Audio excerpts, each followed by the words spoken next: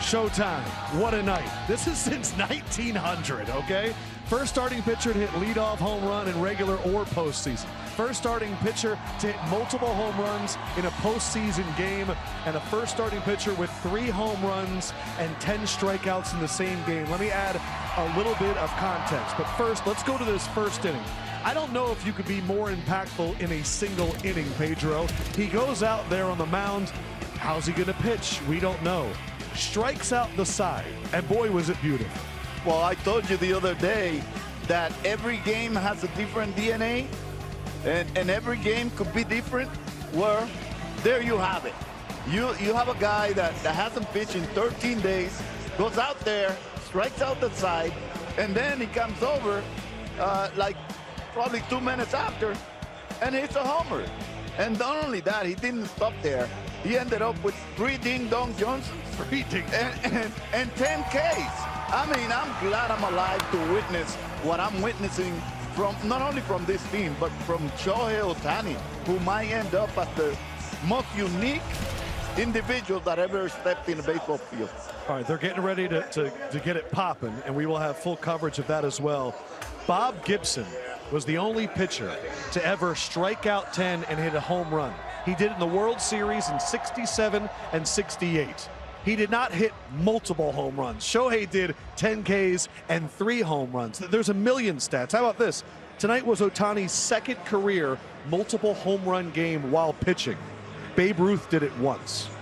I mean, we're talking Bob Gibson, we're talking Babe Ruth, and now Shohei Ohtani. You know, it's crazy. You hear these stats of Babe Ruth and Bob Gibson way back when, but as you move into 2020, 2025, 2050 and beyond, you always doubt, like, did it really happen? Right. But here you get a chance to see it, and you got a chance to watch it and experience the crowd and the reaction. We're in the green room, and we felt the bass from the speakers, so we knew something big was about to happen, but we didn't think it was going to be like this out of the stadium, and everyone's going to have something to talk about because they've witnessed it, and you'll be able to play it back on repeat to show them. The Dodgers will put a plaque where that ball hit. 469 feet, that second home run.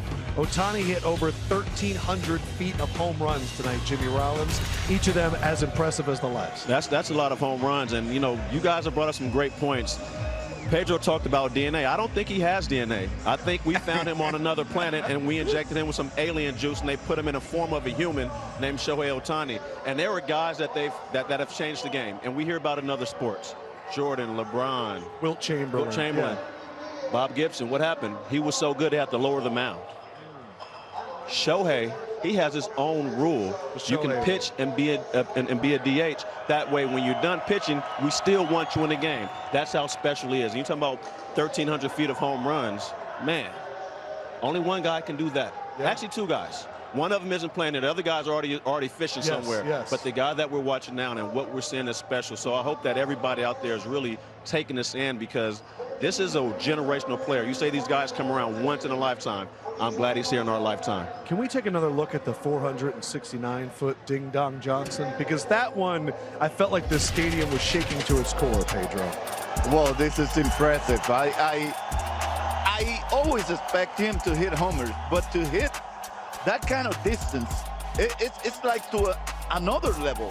When you watch him, and we were talking in the pregame about facing Ohtani and, you know, the amount of pitches he has.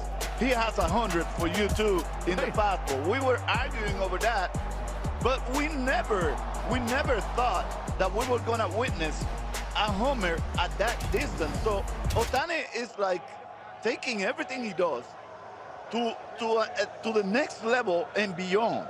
It's like Ohtani's hanging the standard so high that most of us are gonna have to take a plane to get there. So I don't have enough words to describe how impressed I am with the way Ohtani has handled not only in the field but off the field, his physical body to actually be able to do those things that he's doing.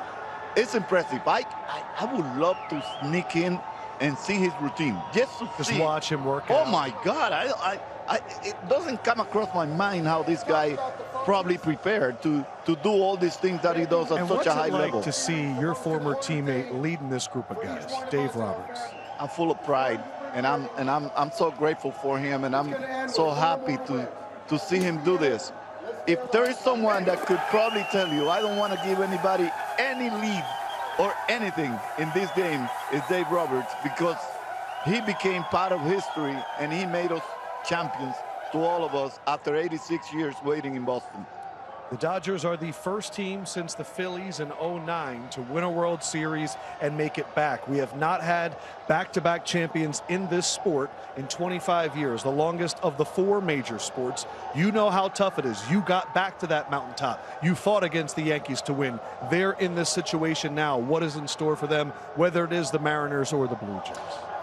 I think they have a pretty good chance. I mean, this team is so good on all levels, the way their pitching is going right now. But when you get there, you're not thinking about, honestly, winning back-to-back, because you have to win game 1 and then game 2 and then a third, then a fourth. That's all you're really thinking about. And then when it's over, either you got the job done or you didn't.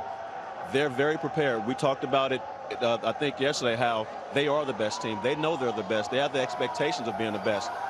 They seem to gloat with that. Like, we want to show you that we're the best right now, but we want you to talk about us when you talk about the greats, this run that we're on. When you mention the Yankees of the early 1900s and all those other generational teams in other sports, you have to talk about the Los Angeles Dodgers and what they're doing right now with this squad, with Shohei, the best player. And not only that, everybody else chips in. It's not like they just ride him off to the sunset.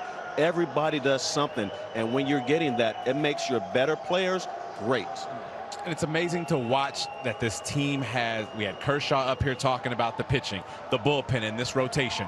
One of the things that's always a worry when you win this early, you're going to have some time off, and it could possibly cool the bats off.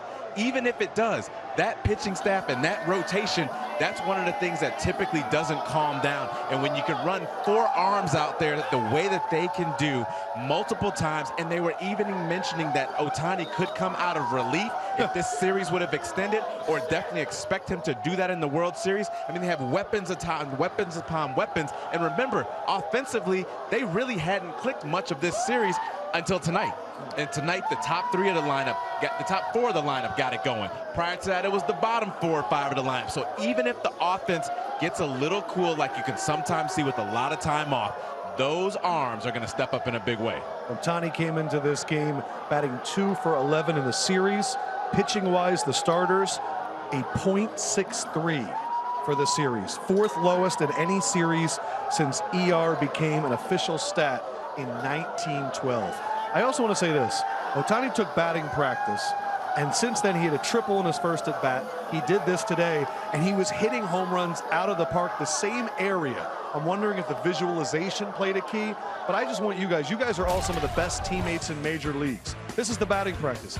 Could this have woken this man? Is this maybe the key to what we saw tonight? For sure. We talk about, you know, how much he hits in the cage. He doesn't go out there, and I think that's part of his preservation. He can't go out there and exert himself every day. He has to keep something in the tank because he does both sides.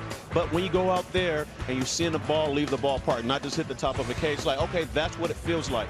When I pull the ball, this is what it feels like. When I go oppo, this is what it feels like. In a cage, that may feel good. And you come out here and it's just a fly ball to the warning track. Seeing the ball go out the yard not only builds your confidence, but it gives you something to feel. When you hit the ball, there's something that happens in your body. Your DNA wakes up and is like, oh, here we go. And I said it this last series. Sometimes it takes one swing, and it doesn't have to be a hit. It can be a foul ball, and everything lines up. And we saw it line up pretty well these last 2 nights. Kershaw's shirt is off.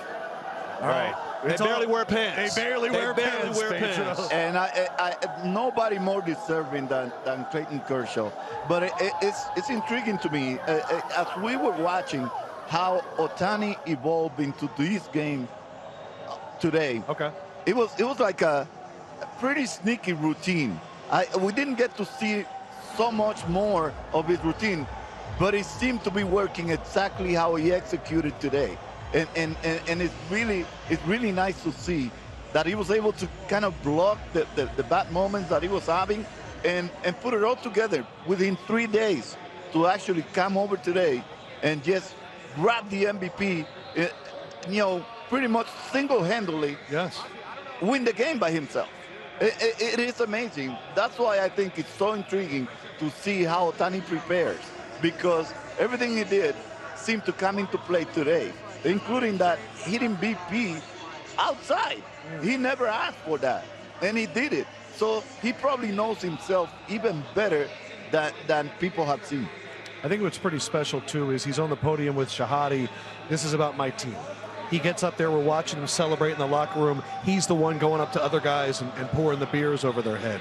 He never seems like he's too big for the game, even though he is the biggest in the game. Well, he definitely wanted to make sure everybody has some sake, too. You know, you got to make sure everybody's enjoying that. But Mookie said something amazing yesterday. Our Michael Jordan has not been going. And the fact that everybody on their team look at him that way, everybody in the stadium looks at him that way. You walk throughout the concourse, it's Ohtani jersey after Ohtani jersey after Ohtani jersey. And to be able to put all that aside when everyone's wanting you to get a big hit and you're starting to get through a little bit of a slump, you figure something out, and the next thing you know, you get it going on the biggest stage to send your team to the World Series. He's do 2 shots of sake tonight to celebrate.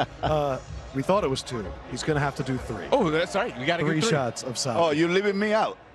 No, just Shohei. We are taking 4 each. Oh, okay. We'll yeah. do the 3. Pedro, He gets the we're 1 gonna for the be doing strike. Pedro, you know what we got for you, brother. Yeah. Tito! No, no, Tito. I remember Ohtani said everybody should have a good sake. Yeah, the good stuff. More sake, more happy. Pedro likes sake. Dodgers 9-1 this postseason, 24-6 in their last 30.